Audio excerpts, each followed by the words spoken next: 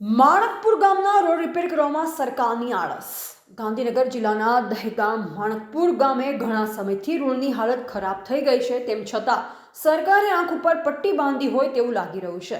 પીપલાજ ગામથી મિર્જાપુર મોટી માસંગ માણકપુરને વડોદ જોડતા મોટા ભાગનો રોડ ખખડધજ હાલતમાં જોવા મળી રહ્યો છે અને આ રોડમાં નાના મોટા ખાડા હોય છે, જેથી વાહન ચાલકોને ખૂબ જ મુશ્કેલી પડી રહી છે. છતાં સરકાર દ્વારા રોડ રિપેર કરવામાં આળસ કરવામાં આવી રહી છે. આ રોડનો રોડ વિભાગે તપાસ કરી તત્કાલ યોગ્ય પગલાં લેવા જોઈએ તેવી લોકોએ માંગણી કરી છે.